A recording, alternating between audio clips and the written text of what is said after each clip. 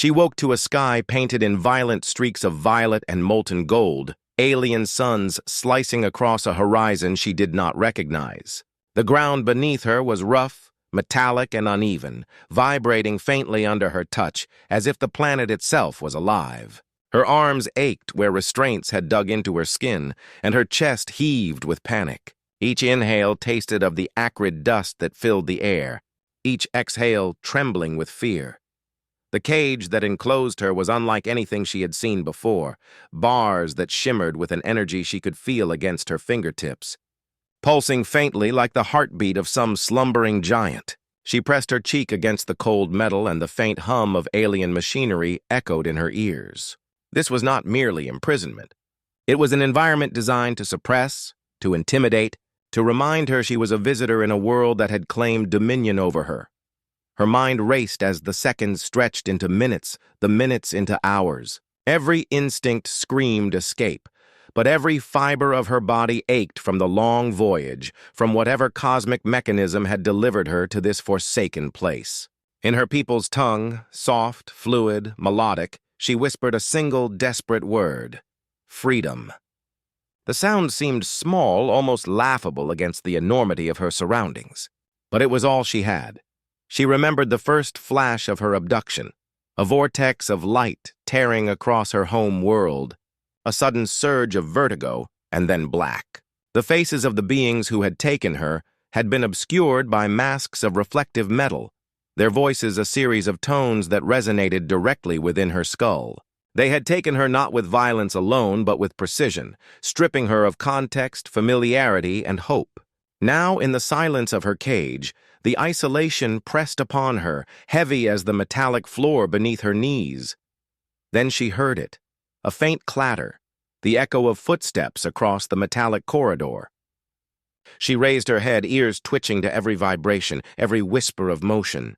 The alien world was alive with subtle sounds, mechanical and organic fused together. She pressed herself against the back of the cage, trying to make herself as small as possible. She could feel her pulse in her throat, in her temples, every beat screaming in time with her terror. The door slid open before her fully formed comprehension could settle. Light poured in, searing her eyes.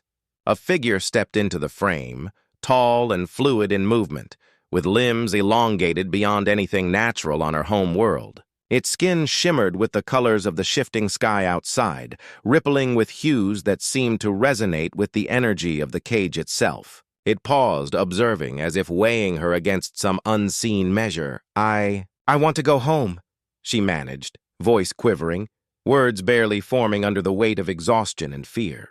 The alien tilted its head, a gesture that seemed almost curious rather than cruel. Its hands were clawed but delicate, tipped with nails that glinted like forged metal. She flinched instinctively, memories of abduction still fresh in her mind. "You are different," it said, in tones that felt like wind and stone at once, neither harsh nor gentle, simply assessing. The words reverberated through her chest, and for a moment, she considered the fragility of language itself. Could she communicate meaningfully with a being so fundamentally unlike herself? Could her pleas for freedom be understood in a world without her context? Her desperation sharpened. She straightened as much as her restraints allowed, meeting its gaze.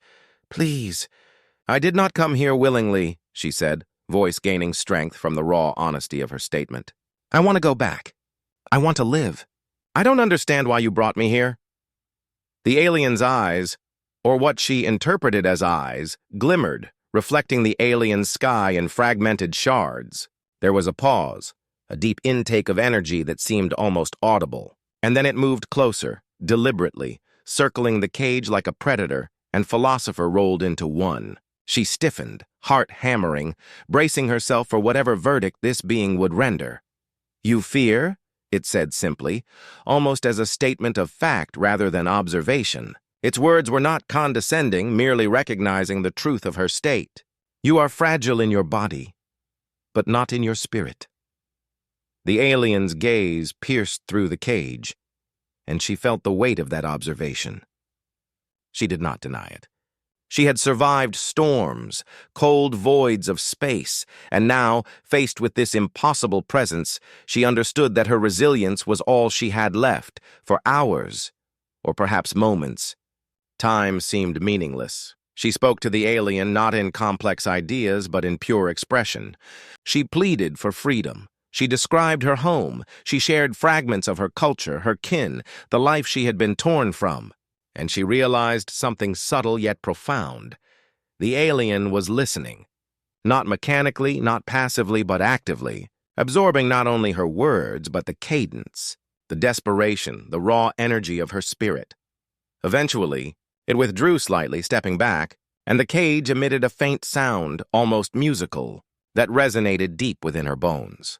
The restraints loosened by a fraction. She tested the limits, flexing her wrists. Small movements, incremental progress, but it was something tangible. A thought struck her.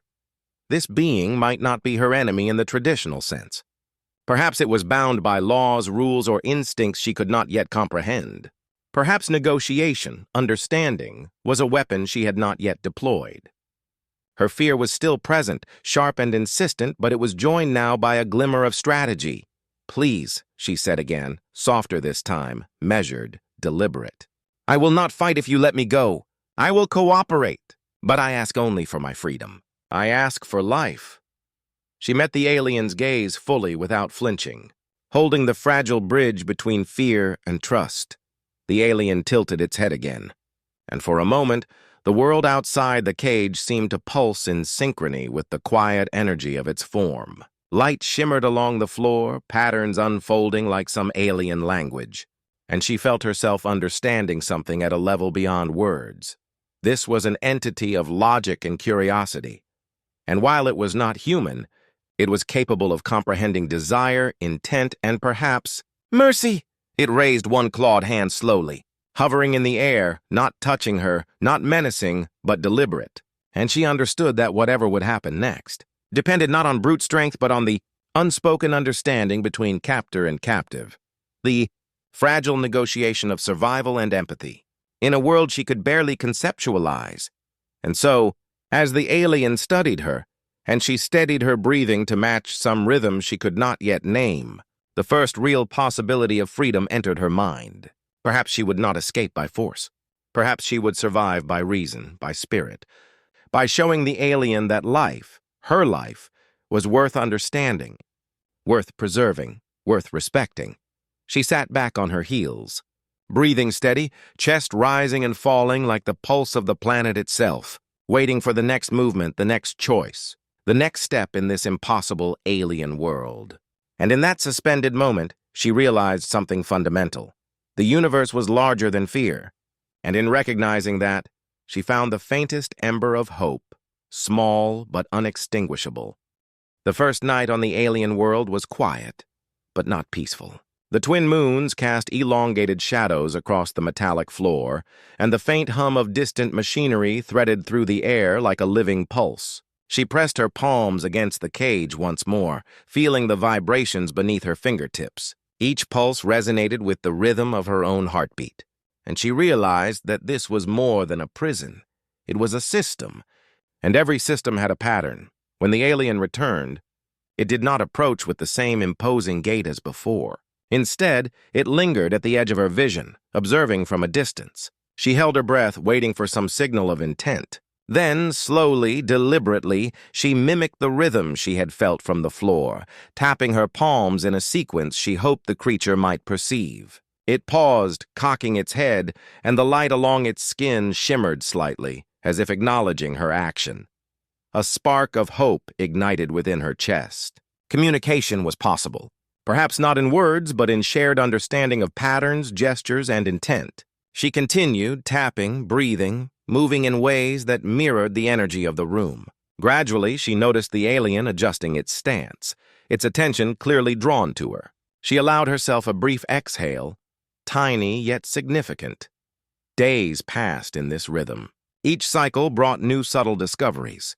She learned which movements drew a response, which tones of voice, or near tones, elicited attention.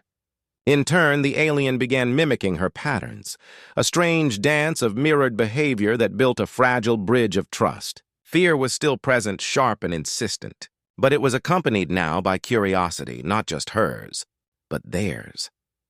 The alien began leaving small tokens within reach, a metallic shard pulsing faintly, a crystal that hummed in harmony with the cage's vibration. At first she recoiled, uncertain of their purpose. But soon she realized these were offerings, primitive attempts at communication, acknowledgments of her existence beyond the cage. She touched each object reverently, sensing intent behind the alien's actions. She experimented further.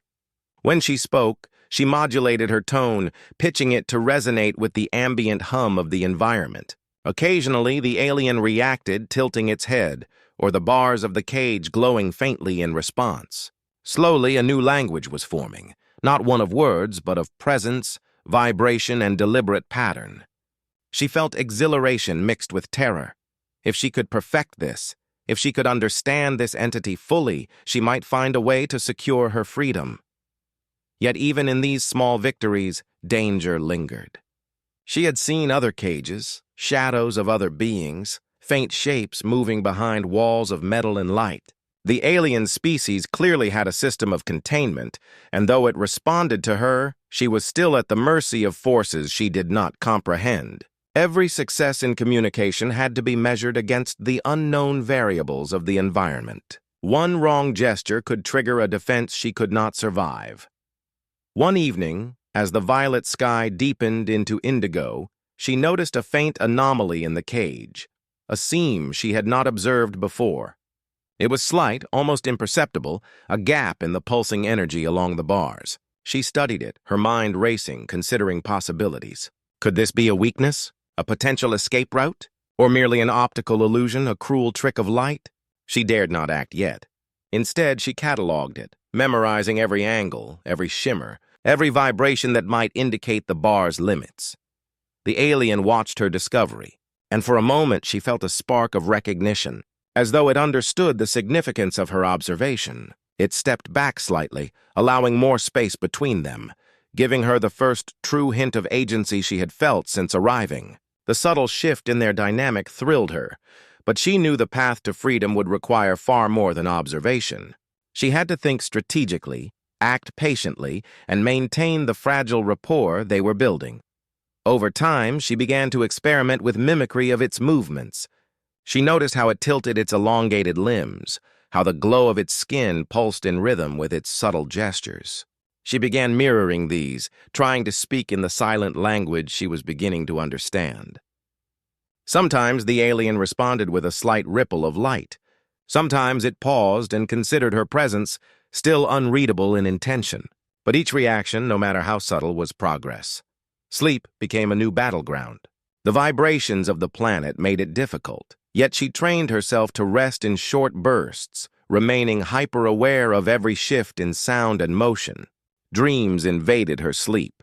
Flashes of her homeworld, fragmented memories of friends and family, intertwined with visions of alien structures, strange energies, and unknown corridors.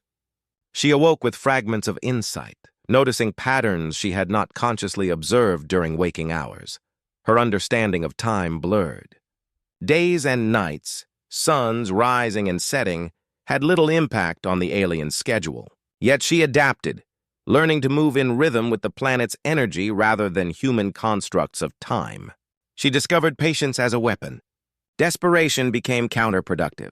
The alien responded to calm, deliberate action, not frantic pleading. She refined her approach, steady breathing, deliberate gestures, measured speech.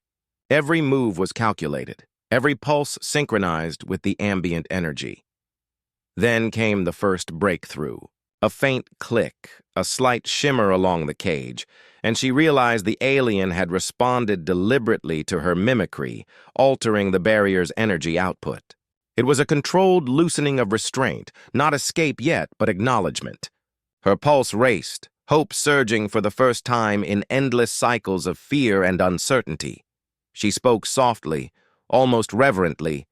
"I am learning. I want to understand. I do not wish to harm, only to live." The alien lingered, light pulsing rhythmically in response. She sensed recognition, comprehension at a level beyond words. It was as if she had taken the first step across a chasm spanning species, culture, and comprehension itself. From that moment, a new chapter began.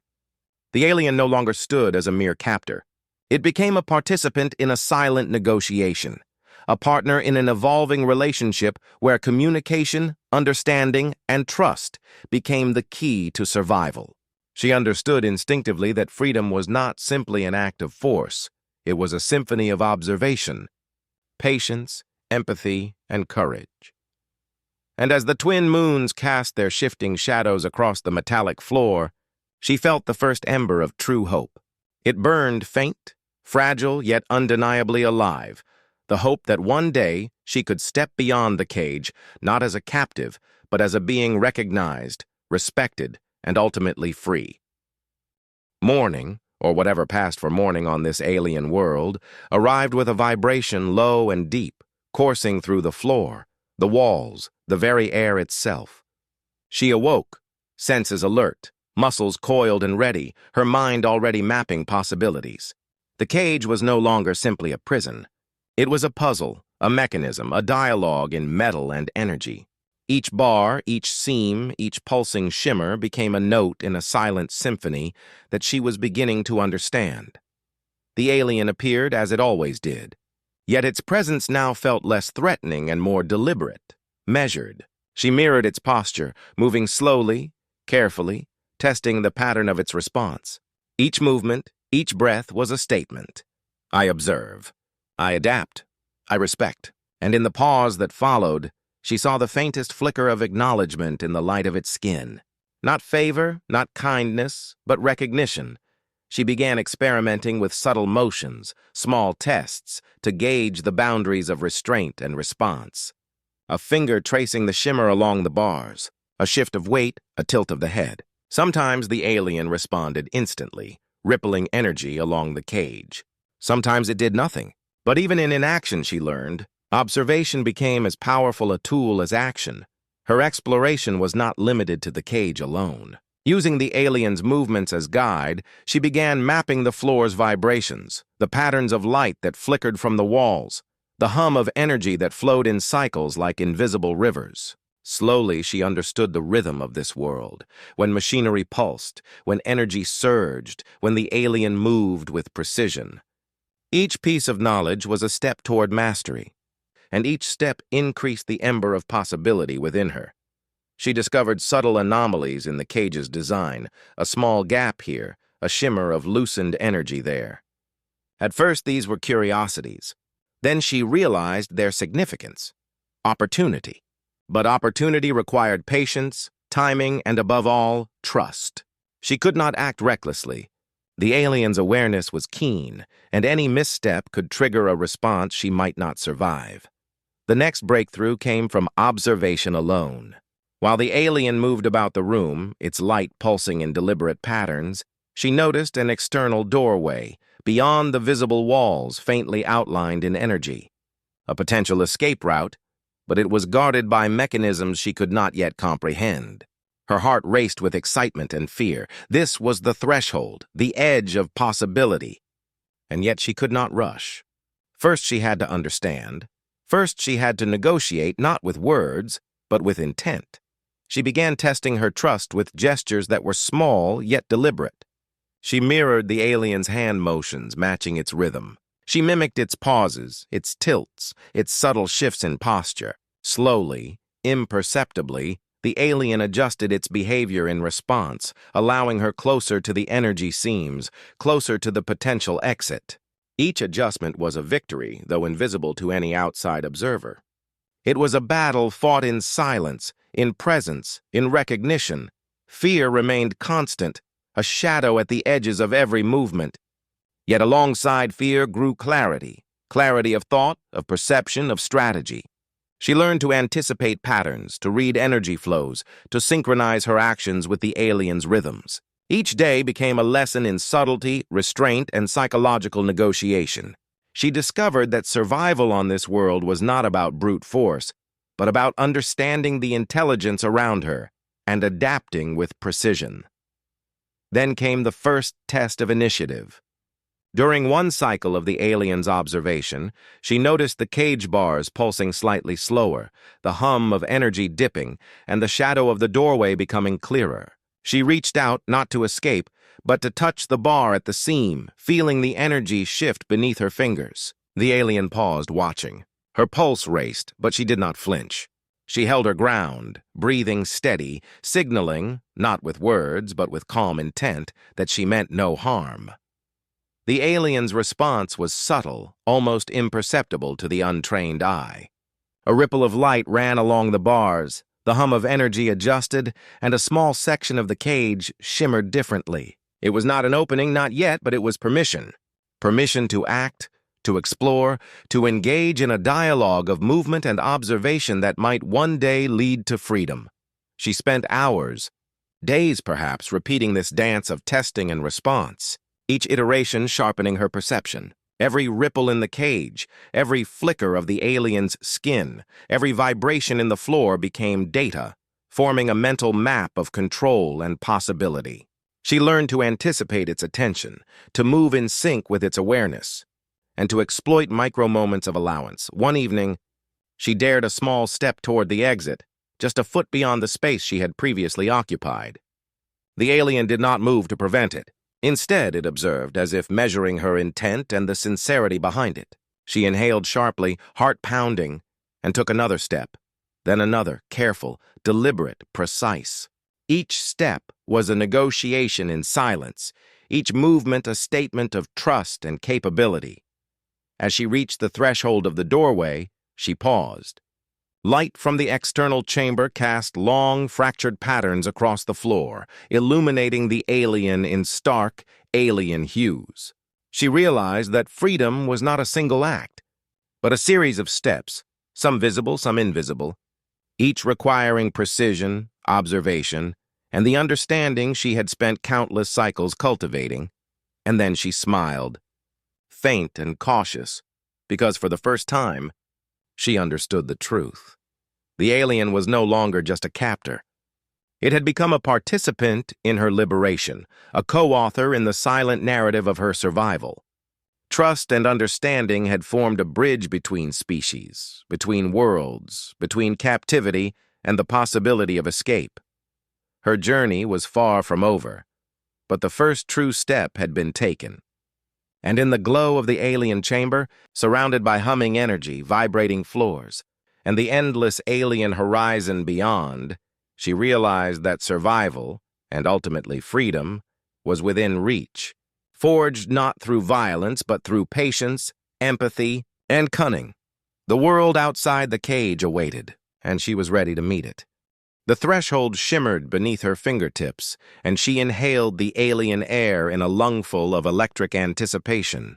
Beyond the cage lay a world of color and motion unlike anything her home planet had offered.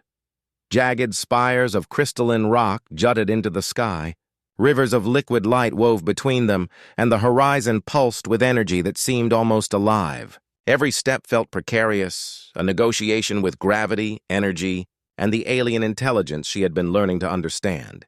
She stepped forward, testing the ground, feeling the subtle vibrations beneath her boots. The alien observed, stationary yet alive with a shifting glow, following her movements like a shadow of intent. She realized that freedom was not simply leaving the cage. It was moving in harmony with the environment, reading signals, predicting consequences, and trusting her instincts. Every instinct honed during captivity was now her compass. The first challenge presented itself almost immediately. A field of energy filaments stretched across the landscape, faintly shimmering with lethal potential. A misstep could trigger alarms, traps, or worse. She crouched, observing the rhythm of the pulses, the pattern in which the filaments throbbed. It was the same principle she had applied inside the cage: observation, mimicry, timing, and subtle negotiation with forces far stronger than herself. Her hands hovered over the first filament. She exhaled, heart hammering, and stepped lightly, coordinating with the pulsations, letting instinct guide her. One filament brushed her arm, harmless, but a warning nonetheless. She recalibrated and continued, each movement deliberate, precise, a dance across alien energy that tested every lesson she had learned. When she reached the other side, a thrill of triumph coursed through her, tempered by awareness that greater challenges lay ahead.